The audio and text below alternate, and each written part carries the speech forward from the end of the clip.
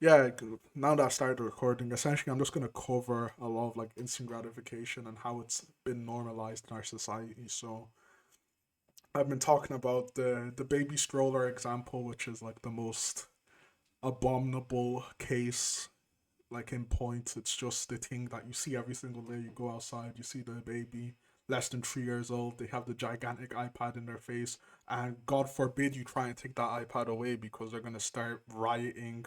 They're gonna start screaming. They're gonna try and just be very repulsed and hard to deal with because they have a dependency on that device. It's not even their fault. It's their parents' fault for just giving it to them, and by doing so, they become spoiled, and without it, they struggle to do anything. You literally have to bribe kids to like eat their vegetables now, and like the parents are essentially held hostage. They have to give the kid the iPad or their favorite toy or their favorite, not even toy, like favorite technology apparatus before they can even do anything. So it is just it's I don't know how we got to this point. I guess it's because a lot of parents, especially like parents that aren't as old, like parents who are like 30, 40, like they don't have like the past experience that a lot of older parents would have had. Where when they say no, it's no. Like there's no like talking out of them, or there's no like negotiation. But for younger parents, they fold very quickly and they're willing to compromise for better or for worse, and that just leads to spoiled kids and kids who eventually like develop instant gratification like dependency or overdose, or they're just like hunting for their next dose of dopamine every single moment of every single day, and it spirals down to the point where they're like teenagers and they can't get their phone out of their face. So hopefully a lot that's not you. Hopefully that's just like your siblings, and with enough time, with enough teaching them, with enough setting of an example, you can break that cycle and you can show that you're not as dependent on technology as they are, and they'll notice that, and you're not gonna just be the guy who has his phone in his face 24/7, or later down the line for a lot of people here. Like when you are eventually a parent, you're not gonna be giving your phone your kid, sorry, the iPad, and they're not gonna have that bad dependency, which is just it's so awful. Like I don't know how what the relevant countermeasure would be to that. Like you can just say, I just don't give them the iPad till a certain age, but what is said certain age? Like if people even know, like what would be that certain age that yeah they're like capable of holding or utilizing that technology, because if you're the one parent that doesn't let their kid have any devices, you're going to be seen as the villain, and the kid's going to be missing out because all of their friends have their technology and all of their friends have phones, iPads, PlayStation 4s, PlayStation 5s, PCs.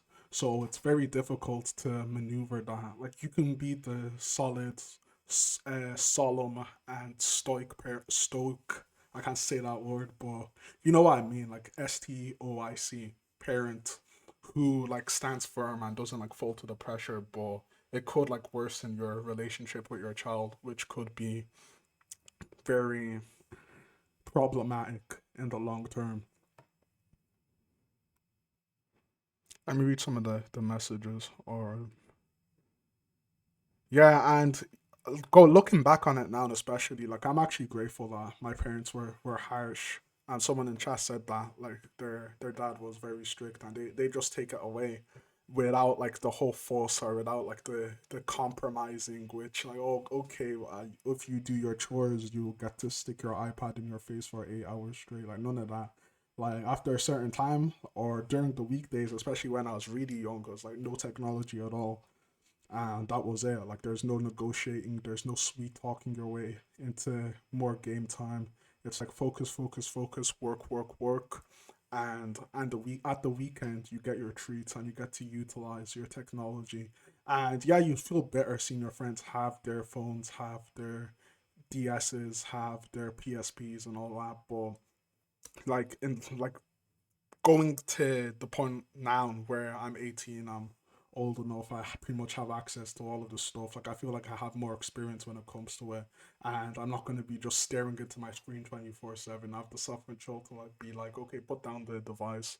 It's time to go to sleep. Put down the device. It's time to do some work. Put down the device. It's time to eat my food, while being thoughtful and mindful instead of just staring into your screen endlessly. And here's another test for people. Have you ever tried like eating a meal without like watching something? Like there's a lot of memes on Twitter, there's a lot of memes on Instagram. You see the guy who, let me see if I can find actually. It's actually it's a funny meme. Well, you'll resonate with it a lot if you saw it.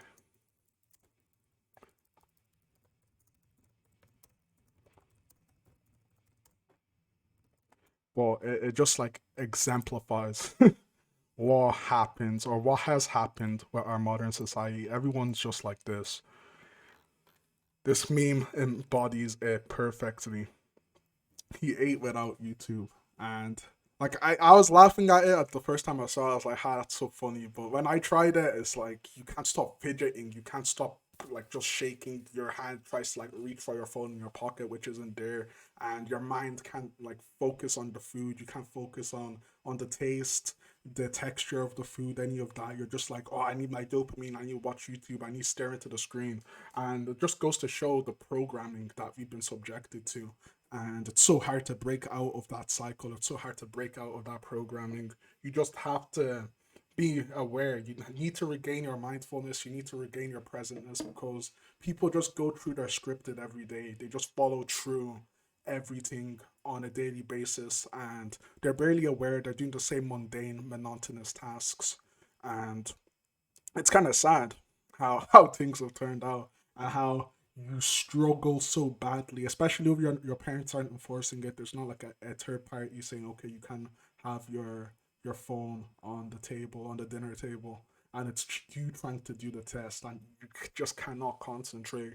So that's your homework or your takeaway after this. Like the next time you eat, is just sit down, no phone, no computer screen, no monitor, and eat the food mindfully, absorb the texture, be mindful, be grateful for the meal. Like we need to practice that more. Like I'm not saying try to do that every single time, because most of the time there's just gonna be a screen like around you, or maybe you're like outside and you're at the pub, you're at the bar, and you know there's a screen present, so you're going to gravitate towards that. But for the most part, there's probably someone who's like, you have a sibling, you have your parents, and that used to be how things were in the past traditionally. Like everyone would get called back to have their meal at the dinner table at a certain time for like dinner, like at 6 p.m. or so. And you talk about how your day went, you discuss, you'll have eye to eye contact, you won't be like staring into your phone. But now barely anyone does that. And I'll just use myself as an example, because I'm not perfect. I'm not 100% Adonis all the time. But me, the last time I had like a meal down at the dinner table, like I just bring it up to my room and I just sit down at my computer desk where I spent too much time, which is a bad thing, and I just have my meal there. But I'm trying to change that, and that's what we should all be working towards. We should just go out of our way, have the awareness, have the presentness, have the mindfulness to be like, yeah, this isn't right, and we want to change that. We want to just stop taking things for granted. And that's the main takeaway from this, cause like you can see it as, yeah, I'm having my meal while I'm watching something, but it's not harming me in the long term. But it's starting to make us become complacent. It's starting to make us become entitled, and we feel too great and we feel too good about ourselves. We start to develop an ego, but we don't realize that, yeah, the fact that we have a meal, the fact that you can enjoy the warmth of your meal, the texture of it, and you can savor it without having the threat of someone shooting you through the window, or the fact that it's not cold, or the fact you have a meal there to begin with. That's something that you should treasure. That's something you shouldn't take for granted. But people forget about that because it's just so normalized now to take it for granted, to not even focus on it. We just have it, and it's an afterthought while you consume a piece of media through your phone screen, through your computer screen, through your monitor. So we should be trying to change that.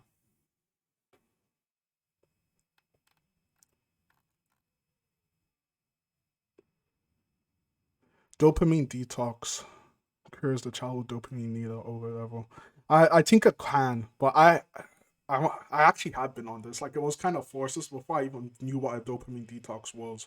But I think it did fix me because as I like started to get older, as my parents started to like start become more strict, they were like, nah, you can't be on your phone all the time. You can't be playing your PlayStation 2 all the way back then anyway. It was the PlayStation 2, your PlayStation 3, and you have to take a step back from technology and focus on your subjects for school. And like I was very like resistant to that. I wanted to still just indulge on dopamine, indulge on gaming and stuff. But my parents just like took all my devices away, and then they like, I don't know how, what they did. They just hid it somewhere that I'd never know about until like it's the weekend, and then I'll have it. But essentially, I was in like a artificially constructed dopamine detox, and that kind of helped me a lot because you start to just like be aware of stuff more. You start to find other sources of entertainment. Back then, I'd literally go through every single book in the house, even if it was like a book that's too complicated for me. Like I'd be so deprived or depraved of like entertainment, of like dopamine. I'd be just going through random books, and I'd be like, okay, let's read this and let's see if I enjoy this, and I'd be immersed in the story if it was fiction, or even if it was like non-fiction, or if it's just like a book about stats, a book about anything really. Like you start to gravitate towards other sources of dopamine, and that's like more healthier because you're not gonna like OD on reading a book or reading out of some cooking book, reading a fiction story, especially if it's not digital. If this was back in the day, of course, it's like 2010, 2011, 2012. So obviously now a lot of people are like on their digital devices. They read through ebooks, and it's a lot easier to just consume that on a larger scale, faster. You get better, you get more cravings because it's digitally born on a traditional book, and this is my recommendation. If you're planning to go on a dopamine detox, you stock up on as much books as possible. You stock up on as much reading material as possible because it's just going to serve you very well, and it's something you can do on the go as well. Like you always see the odd guy on the train, on the bus, on the plane, even he's reading his book, and you're like, damn, bro, how are you not like just scrolling on your phone instead, like me? And you start to realize that the book is just like very versatile. It's hard to get like addicted to the point that it's harmful, and it's easy to consume, and it's just the de facto alternative if you're trying to lessen your digital usage, your digital consumption, all of that. So highly recommend get a book. You're going on a dopamine detox and plan it out as well. Don't just say, oh, I'm going on a dopamine detox, I'm deleting all my apps, I'm not using my phone at all, but you have no plan. Because if your mind is empty, if your hands are idle, you're gonna start thinking about stupid shit. You're gonna start thinking about fapping. You're gonna start thinking about or craving technological use because there's no alternative. There's no replacement, and your idle mind is just gonna drift towards those things because that's what it's accustomed to. That's what it's familiar with, and you can't really blame yourself for that. So you want to replace that with more healthy alternatives. So books, definitely get yourself a lot of books.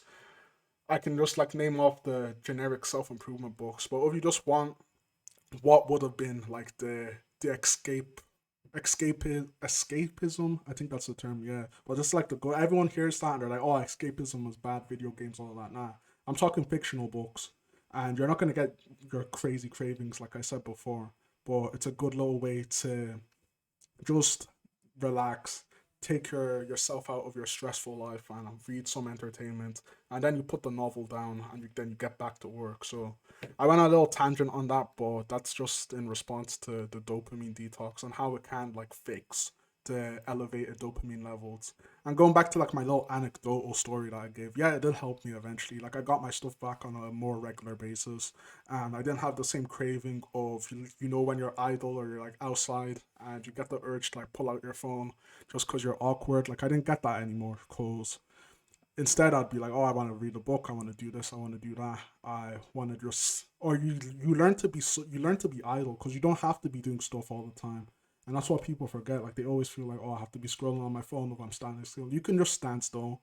You can just look around. You can just be passive and not engaging in anything.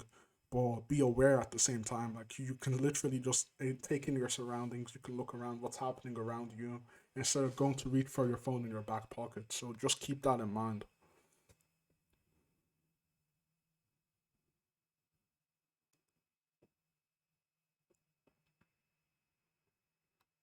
But I also have to stress that instant gratification is just gonna come. Like it's something that you have to accept that it's a part of life. You're gonna have some sort or source of instant gratification, no matter what you're doing.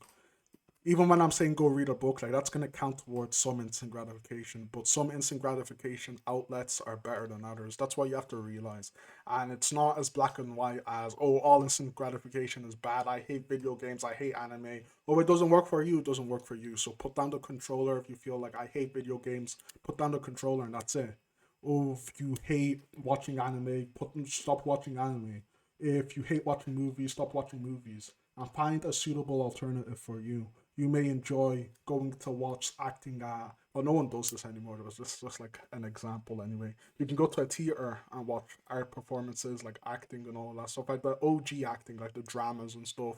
That may be like your for that's for a lot of older people. That's it for them. But you're not gonna catch them in the movies watching some MCU movie or something because it's not for them.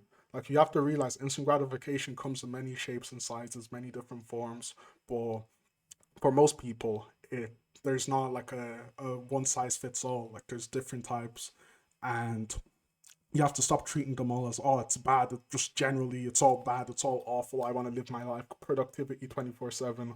Well, if you do that, you'll burn out. Like people forget that this is a common fact. Like this is just you should know this. If you're planning to move away from instant gratification, like overconsumption, you should know that there's different types. There's some that's worse than others. Like I wouldn't advise you to just play Fortnite all day and that's your instant gratification and because it's so much going on the screen, your mind is getting fucked, your dopamine receptors are getting destroyed. Like of course no. You have to take a step back from all of that and go to more simplified versions like reading. And that's why I just always recommend reading. That shit fixed my mind. Even reading fictional books. Like I'm always gonna campaign about fictional books, bro.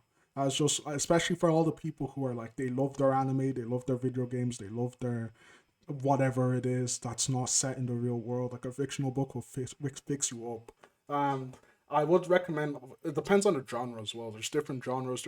There's different types. But for me, it was just a lot of like magical science fiction genres and like based in our world, based on like Earth, but like what if like there was a crazy virus that caused everyone to go indoors and stuff, and essentially what Corona was. But I read a book about that, and I forgot the name of the book, but that book was a banger because I think I was grounded then. I was bored. I was sitting at home, and I said, okay, let me go to the library. But the library's for nerds, right? But I said I have nothing else better to do. Let me go and see what I can get, and I found a very good like fictional book that I really enjoyed and that served as my entertainment while I still done my studies on the side and stuff. So, and I'm going on a tangent. I'm going on a big rant about it, but you have to separate the bad instant gratification, the like overdosing instant gratification from the semi good one. Like I wouldn't say like it's good and bad.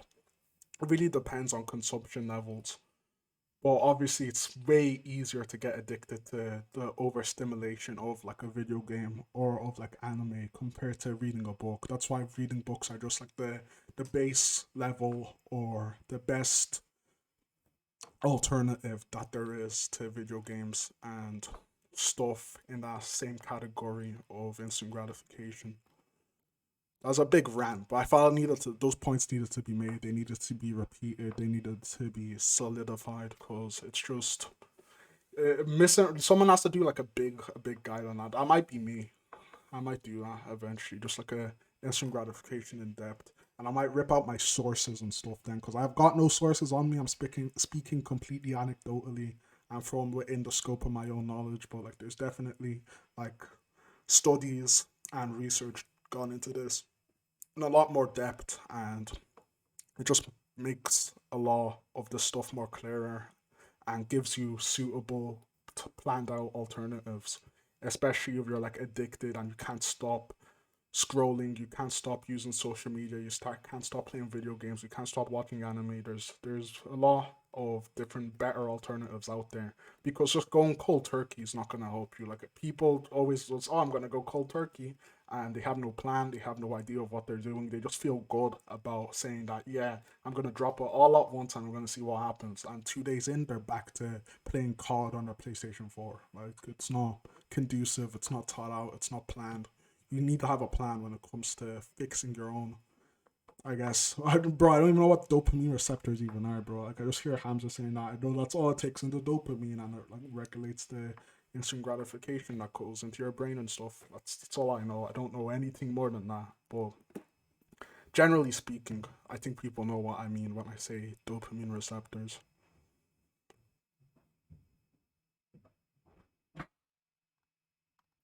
But the best term, yeah, that this guy used, Fredo, delayed gratification, yeah, is definitely how you're gonna do it. And you should make the mundane tasks fun. And you're not gonna find eating fun if you always have a screen just 2 centimeters away from your face, because all the fun's gonna come from the screen. It's not gonna come from None of the fun's gonna come from the eating, because you're not present, you're not aware. So take it all away and just start doing stuff like reading, start doing stuff like journaling, start doing stuff like eating, even without a screen shoved in your face. And you're gonna find those activities fun, and you're gonna enjoy them a lot without the external influence of instant gratification. But yeah, I think I just made my point there. Like, I went on a tangent. Oh my god. But I think I covered everything. This lecture wasn't gonna be like super planned out. I don't got my studies. I don't got my links, my articles. Like, I was just spitballing and see where I went. But I think I tackled a very um misinformed, or just people don't know about it a lot, about like instant gratification in depth. They just hear it and so it's bad instantly. Bad, bad, bad, bad, bad. And that's the change. So just go and educate yourself and start using or partaking in activities that are less like instant gratification. I don't even know how to phrase that, but you know what I mean. Drop the controller. And for alternative sports, especially, okay, here I'm gonna go into a whole different like area or aspect of this. Sports, like, this happened to me. I'm speaking anecdotally. I dropped gaming. I dropped a lot of the high instant gratification activities just for sports. And I use my competitive drive that I'd get from playing video games, and I use that to go into track and field. I started competing at a school level. I eventually went state level, and I eventually went to nationals. So none of that I wouldn't have the drive if it wasn't for video games. So I'm not gonna just say, oh, it's trash, it's shit. There's absolutely no benefit at all. It taught me how to be competitive. And once I got told you can play video games all day, I wanted to start winning in something else. And then I saw sports and I found that fun. And I started going, even though I was a complete loser, like I was when playing any new video game I had no experience in. I instantly picked up the sport. I started trying, I started training. I wasn't winning at first. I wasn't the talent. I wasn't like the hot stuff who instantly starts wowing people day one. It took me many years, and then I started seeing results, and I started seeing results I was proud of, and I essentially transmutated all of the benefits that I would have got from gaming, which mostly it's the competitiveness. Like, I'm not gonna start saying, oh, my hand eye coordination and all. No, no, no, no, no. You extract a lot, or I extracted a lot of competitiveness, and that just made getting into sports a lot easier. Because if you don't have that drive, as soon as you lose, you're gonna feel like shit, and you're gonna feel like not training or competing ever again. So for a lot of the people who are on video games, I'm telling you, take advantage of a lot of the free resources that are around you, or a lot of the cheap resources. You can just find any club around you, a sport that you're interested in, or even if you're not interested in any sports. I always stress this in every single one of my lectures. I say try, try, try, and I say try everything, even if you don't like it, because you never know what's gonna click with you. You never know what's gonna resonate with you. So try every single sport that you have access to. Try basketball, try dancing, hell, try gymnastics if you're still young enough and if you still have the flexibility. Like, try everything, and you might find it fun. It might become your career. It might become your purpose in life. And that's how it was for me on track and field. Like, that was the thing that resonated with me the most. And back then, I hated running. Like, I'd love running, like chasing around with my friends, like most kids done or did back when I was like 8 and 9, 7. But at a competitive level, I hated the strictness, I hated the rules, I hated the fact that I wasn't the fastest anymore because I was racing against people who had more experience than me, and they were just better, more talent. They were doing it for longer, but I eventually caught up, and yeah, that kind of just killed my video game addiction altogether because that was my new sort of video game for me, was that sport, was sprinting, was running. So try that at all costs. Just try any sport. I don't care, no excuses, no bullshit. Oh, if you can sign up for it at your local school, your local community center, sign up for it. Try it, see how you like it. If you don't like it, move on to the next one. And move on to the next, move on to the next, move on to the next. Simple as. That's easily the best advice, value that I can give to you. And I guarantee you, one person in this chat who's just like apprehensive when it comes to joining a club. He hates sports and he's not fond of it at all. He's definitely going to go join his local, I don't know, basketball club. And even if he doesn't make it to the NBA, even if he doesn't make it big time, he doesn't get any international call ups, he's going to enjoy it. He's going to make friends. He's going to boost his confidence. He's going to boost his self esteem. He's going to find self worth and self value. He's going to detach his self worth from the thoughts and opinions of others. And he's going to be able to stand on his own 2 feet because I told him, go join any sport and try it. Drop your ego, drop your apprehensiveness towards that sport and give it a try, give it a shot, and he's going to enjoy it. And he's going to be happy that he made that choice. He's going to be happy that he took that risk, and it's going to stay with him for the rest of his life. Like I feel I sound like I'm a preacher and stuff, but like it's the truth. Many people haven't been told this, or they haven't like had someone just tell them try things without having your being like having your guard up. You don't feel like trying it. Oh, you come up with excuses. I don't like the sport, or my friends aren't doing it, or I don't have the time. You definitely do. If you're listening to me right now, you probably do. Like you wouldn't hear the message, of course, but let's say that you stop watching YouTube or a YouTube video that normally eats up 2 hours of your time, but instead you go join your local kickboxing club, your local MMA club, your local football club, American football, soccer club, basketball, tennis, anything. And because I told you to try, because I told you to take a risk, you're gonna get control of your dopamine, like in your dopamine receptors are gonna get control of your confidence. You're gonna feel more confident, and you're gonna be able to just, like I said before, stand on your own 2 feet.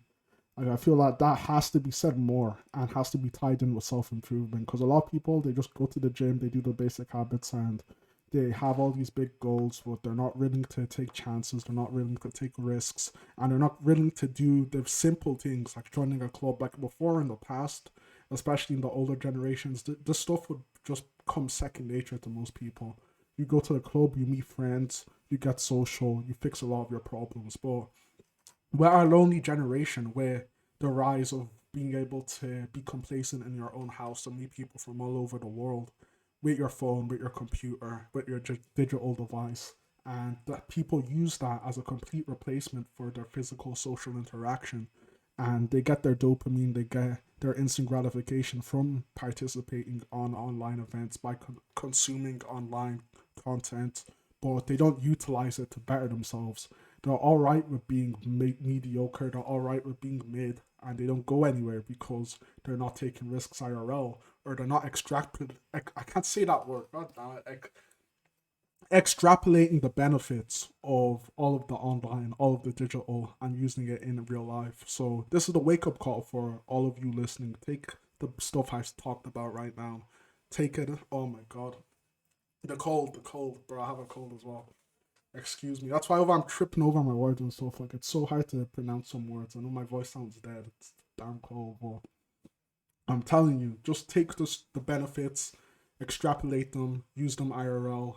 Don't be afraid to take risks. And you all these issues like, oh, I can't stop scrolling on my phone. You won't be scrolling anymore because instead of scrolling or talking to people online, you feel more inclined to go out with your friends to talk about stuff with them because you feel a better connection with them. So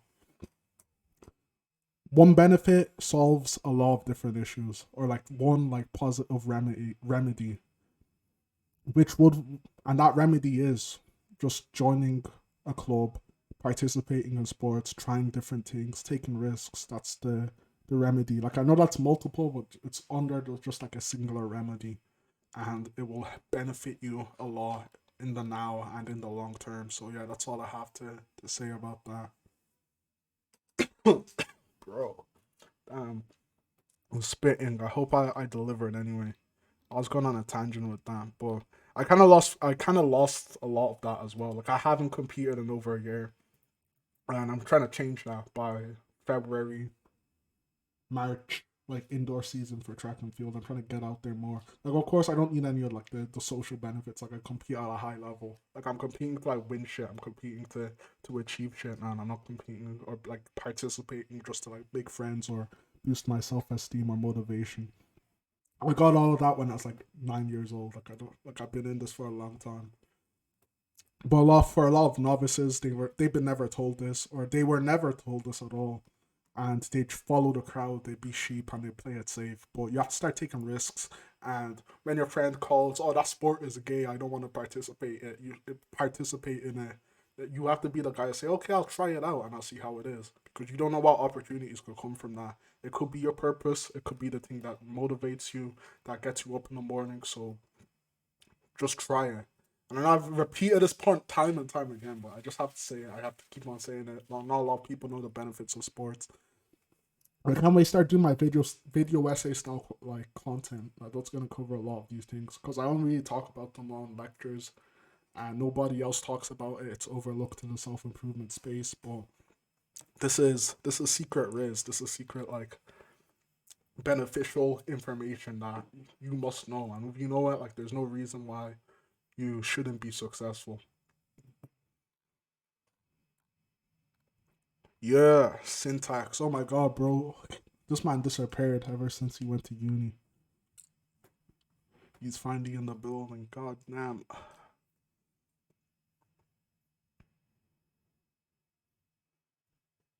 Can't really read these long ass messages, bro. Like I'd literally have to be silent for like a minute of us to read all of them. But I think I'm gonna end it here. Like it was just me spitting, spitballing, dying of the cold. We have the Adonis ritual in like 2 hours. So yeah, damn, bro. And I need to hustle, bro. Like I start picking up businesses. I start like shipping out shit. Like I'm doing the drop shipping type shit now.